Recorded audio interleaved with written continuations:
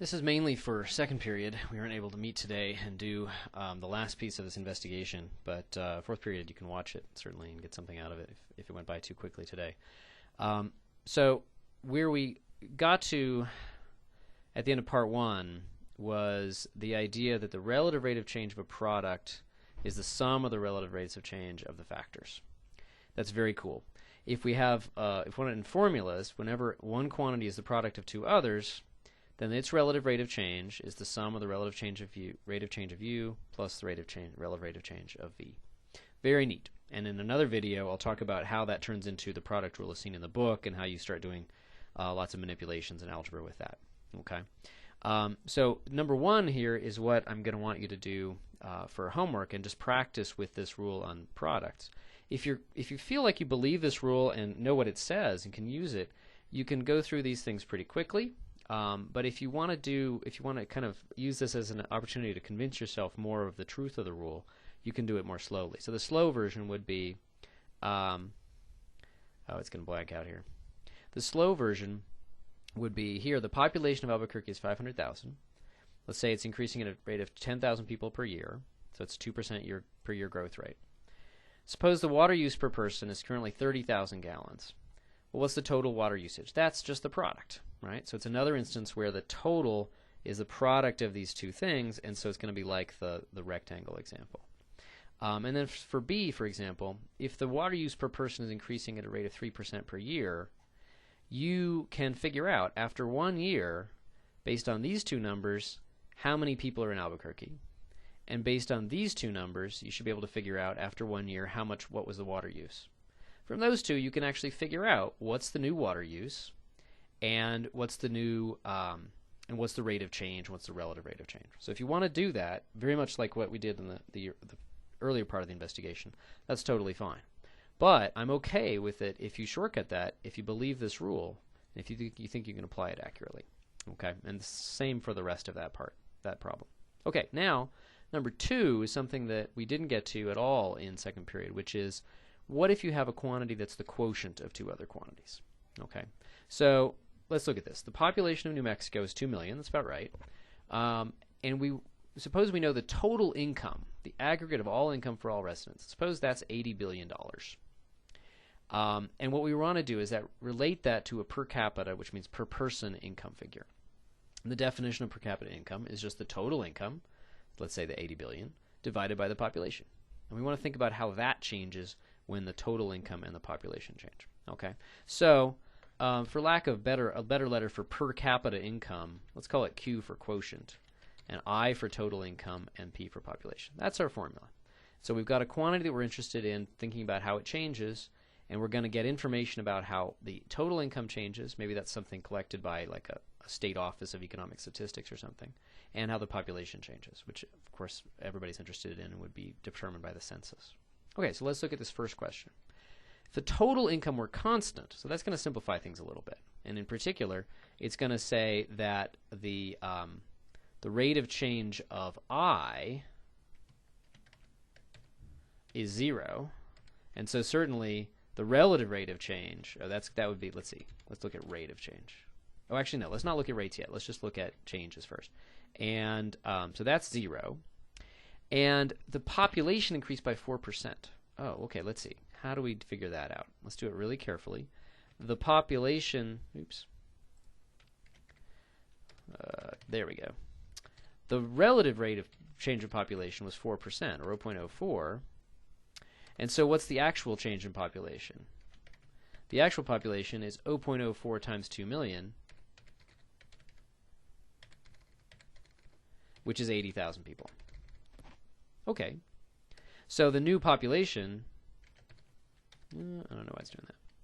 Let's say new is 2,080,000 people.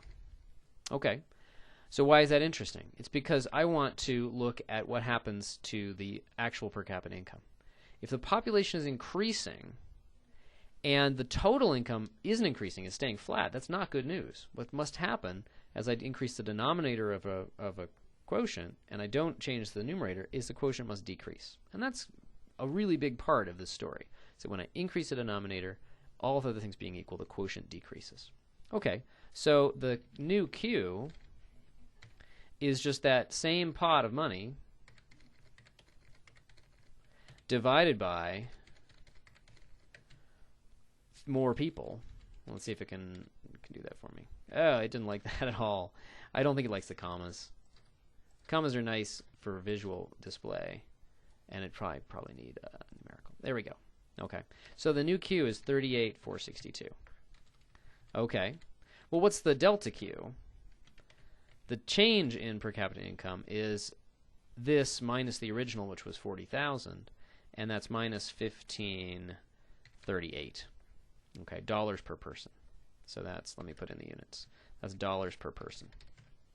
Okay, so that's the delta Q. Let's look at what that is out of the 40,000 that I started with. What I'm interested in, where the simple rule is going to come in, is always looking at relative change.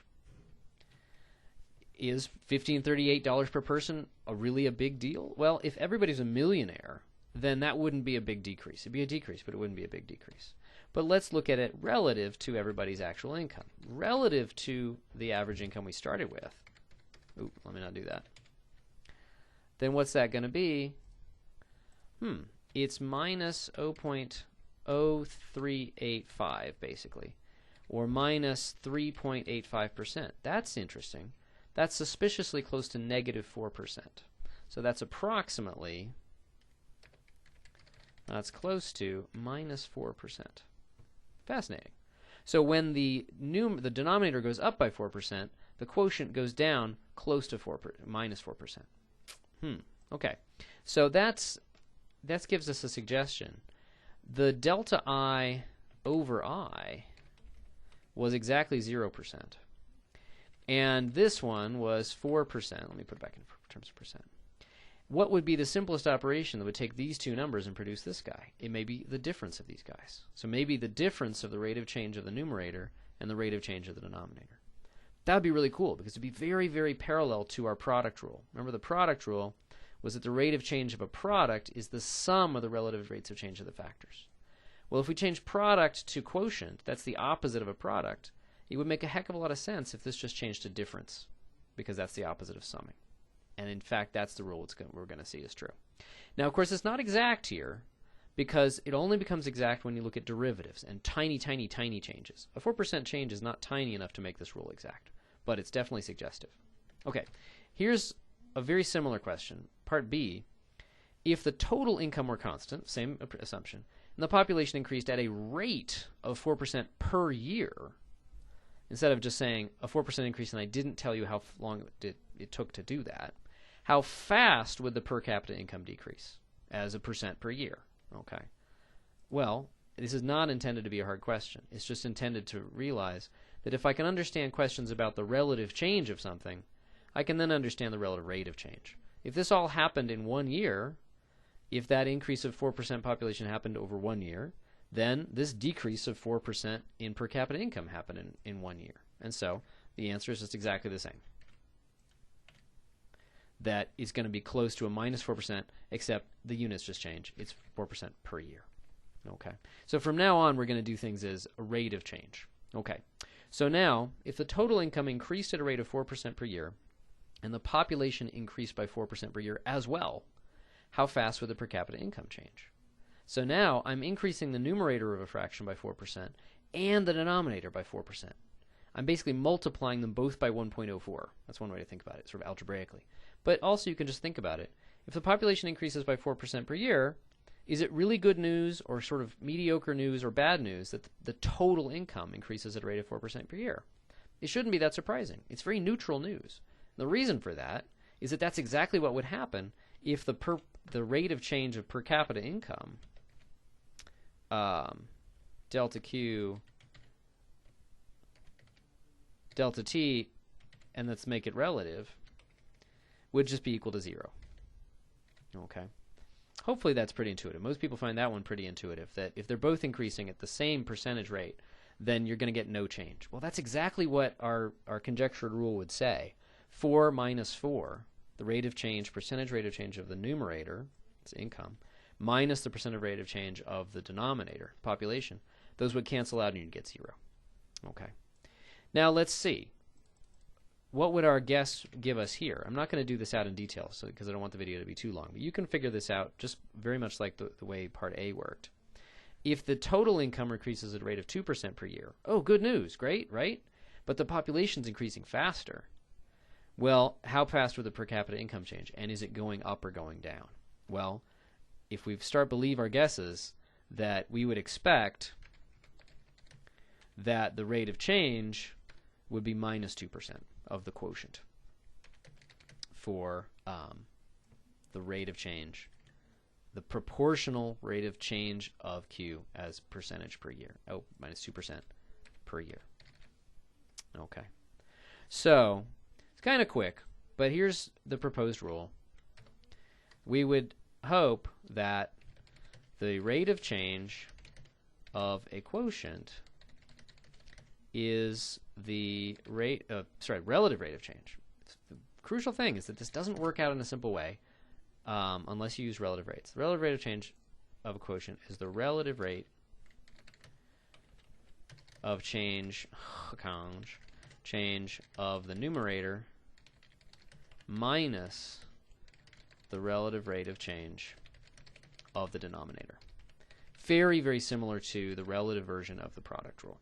You're just changing a plus to a minus, basically. Okay. So, as a totally abstract problem, suppose that some random quotient is just the quotient of two quantities. I don't know what these quantities are, but U is going up by 17% per year, and V is going down by 8% per year. Okay. And we'd like to know how fast Q is changing. So, the relative rate of change of Q, the claim is that it's an incredibly simple calculation. Let's think about what should happen just roughly. The numerator is increasing, and at the same time the denominator is decreasing. So that would be like having more income total and a decrease in population. That'd be super good news in terms of per capita income. Well, let's see what the calculation says. You take 17 minus a minus 8. That's 17 plus 8, or 25% per year.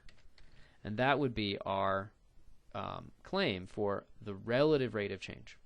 Now, if this is over a certain amount of time, like a year or 2 years or 10 years, this would be an approximate answer. But the great thing is that, very similarly to what happens with products, that if this is an instantaneous rate of change,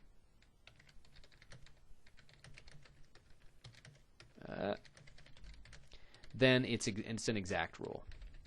Okay, so for derivatives, what we get is that Q prime over Q is going to be U prime over U minus V prime over V. Very cool rule, and that's to go with our rule we had before of A prime over A. This is for a product, and I was using A just because it was area, not because it's sacred, is the sum of U prime over U. That's the relative rate of change of that guy, and then V prime over V. Okay. Now, in the other video, we're going to talk about translating those into the book's version of the rules and then using them in sort of more algebraic settings.